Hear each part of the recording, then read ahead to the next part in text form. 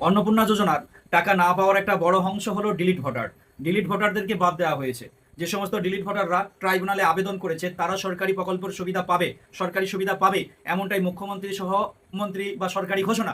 কিন্তু তারপরেও অন্নপূর্ণা যোজনার টাকা কিন্তু তারা পায়নি। আমি দেখেছি যতগুলো ডিলিট ভোটার যারা ট্রাইব্যুনালে আবেদন করে রেখেছে, তাদের স্ট্যাটাস চেক করেছে, তারা কিন্তু কেউ টাকা পায়নি।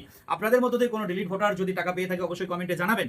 আমি এই যে প্রতিবেদনটা দিয়েছি দেখেন যে তার একটা প্রমাণ যে ডিলিট ভোটাররা কিন্তু অন্নপূর্ণা যোজনার টাকা পায়নি। উপরন্তু এখানে আবার একটা এমনও বিষয় রয়েছে যে যে সমস্ত ভোটাররা 2026 সালে ভোট দিয়েছেন, যারা ডিলিট হয়নি, তাদেরকে কিন্তু এই ডিলিট ভোটার করে তাদের অন্নপূর্ণা যোজনার টাকা কিন্তু দেওয়া হয়নি, তাদেরকে বাদ দিয়েছে। অর্থাৎ তাদেরকে কারণ হিসাবে ডিলিট ভোটার ASDD দেখিয়েছে। এটা কোন ধরনের ভেরিফিকেশন, এটা কোন ধরনের যাচাই বাছাই, এটা কিন্তু বুঝে ওঠে না। আপনারা আপনাদের মতামতটা জানাবেন, আপনার টাকা না পাওয়ার কারণটা কি রয়েছে। আর ভিডিওটা প্রচুর পরিমাণে শেয়ার করবেন যাতে সরকারি লেভেলে যায়, মুখ্যমন্ত্রীর নজরে আসে, সরকারি দপ্তরে পৌঁছায় যে এই ভেরিফিকেশনগুলো কিভাবে করা হয়েছে। ফর ফার্দার ভেরিফিকেশন কোনো রিজন নাই, কোনো কারণ নাই কি জন্য করা হয়েছে। এর আগের বারে টাকা পেয়েছিল, এবারে টাকা পায়নি। সরকারি টাকা না পাওয়ার যে মুখ্যমন্ত্রীর শর্তগুলি দিয়েছে, সেই শর্তগুলির কোনো একটিও কোনো মহিলার ক্ষেত্রে নেই।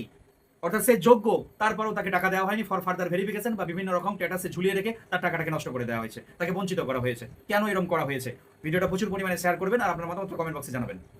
আর অবশ্যই আমাদের দাবি যে একদম অবশ্যই সকলকে সকলকে এই অন্নপূর্ণা যোজনার টাকা দেওয়া হোক। মুখ্যমন্ত্রী বারবার একটা কথা বলছেন যে আগের সরকারে অনেক পুরুষরা অন্নপূর্ণা যোজনার টাকা পেয়েছে।